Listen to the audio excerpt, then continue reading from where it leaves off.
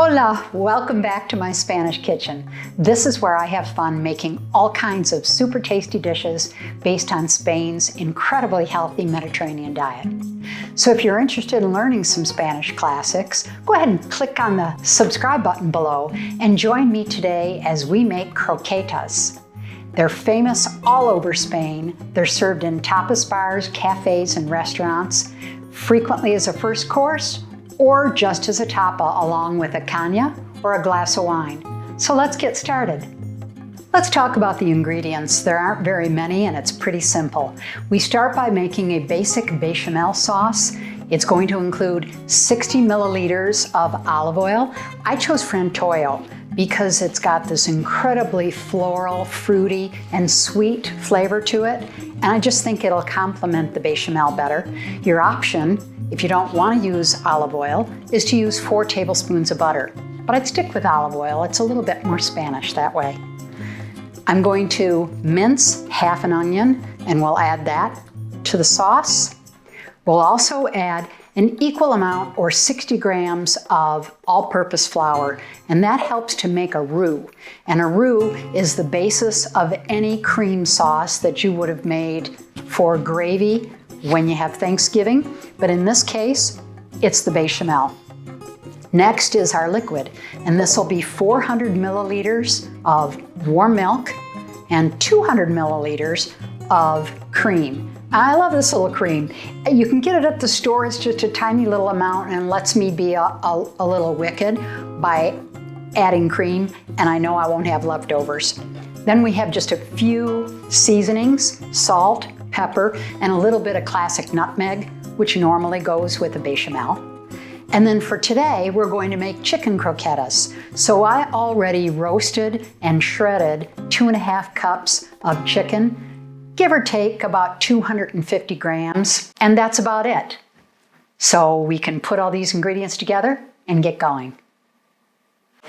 I added 60 milliliters of olive oil, got it to a low temperature just to simmer at about 120 degrees centigrade, which is a low medium. And I've added the onions, and I just want them to very gently cook until they're translucent. It'll take us 10 minutes, and then we'll add the flour. Next ingredient, we're going to take the 60 grams of flour. We're going to add it all at once to this beautifully softened but not browned onion. And I'm going to stir it, and this will take just a couple of minutes. We want the flour to cook because if you've ever made a gravy with uncooked flour, you know what it tastes like. It's like paste. Now I'm going to add the milk, but I'm not going to add it all at once. I'm going to add a little at a time, whisking as I go. And I'm just going to go ahead and add the rest of the milk. Mix this in. And then finally, we'll add that cream. And this is the decadent part. I've stirred it on and off for the past 10 minutes. It's nice and thick and rich. Our next things are to add some seasoning. And here's my trick. A lot of people will tell you to add 1 or 2 teaspoons of salt right now. I never want to do that because if the ham is salty enough or the chicken's salty enough, I like to taste it when it's all done. But I know it doesn't have any pepper in it. So I'm going to add about 1/4 teaspoon of pepper. And then the all-important nutmeg. Nutmeg is such a classic. Bechamel sauces are always made with nutmeg, and the flavor is just really lovely. So that's it, about 1/8 teaspoon. Now I'm going to mix this all together a little bit. And now add all the chicken. And once this is well mixed, we turn off the heat.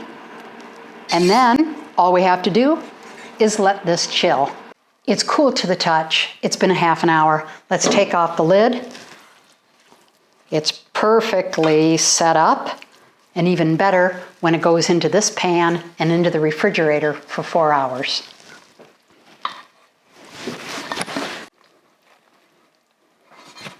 Wow, Olive oil makes it really easy to wash dishes. Now I'm just going to smooth it out to the edges.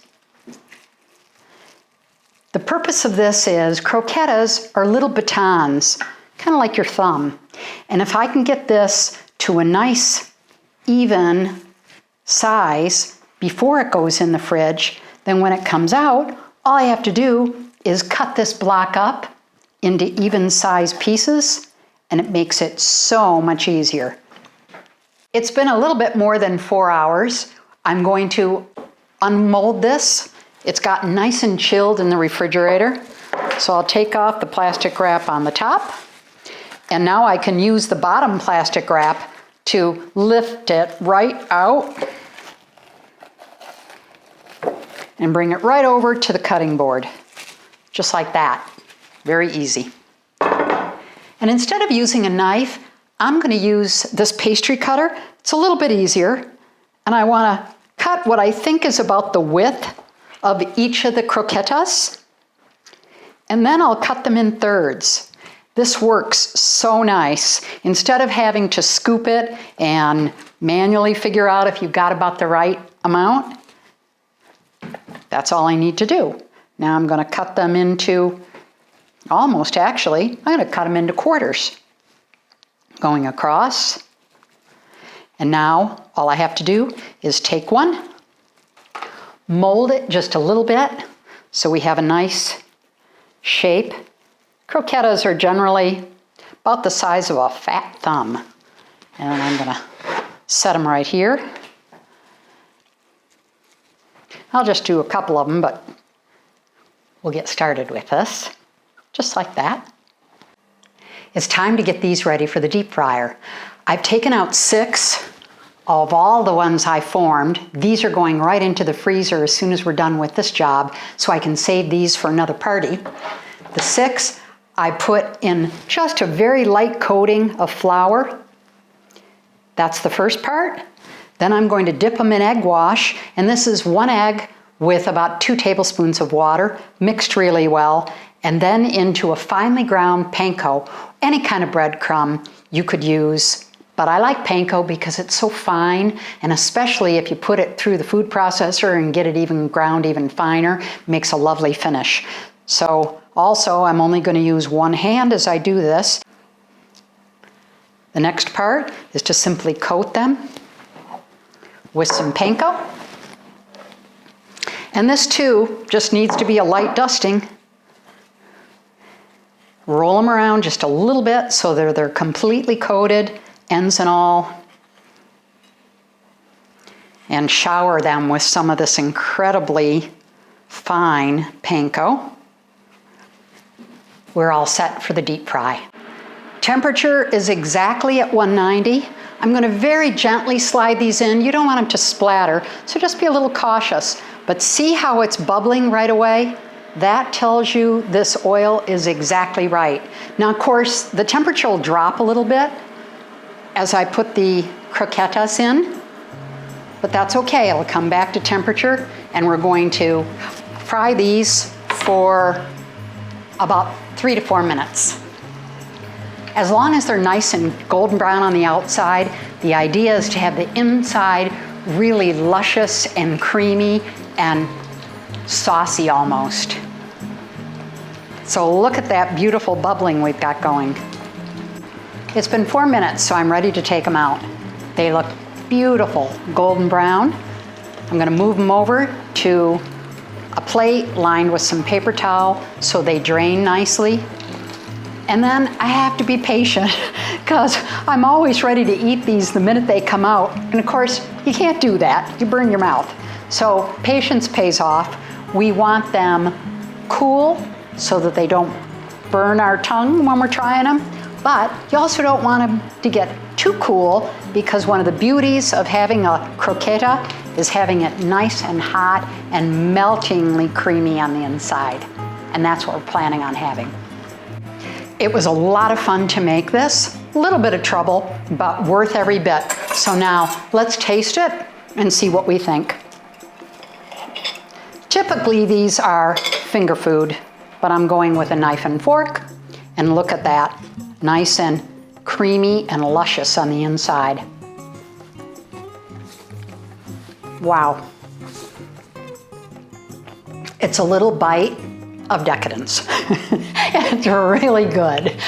Chef Katie Button from a restaurant Curate in South Carolina, but she studied in Spain, talks about these as miniature chicken pot pies.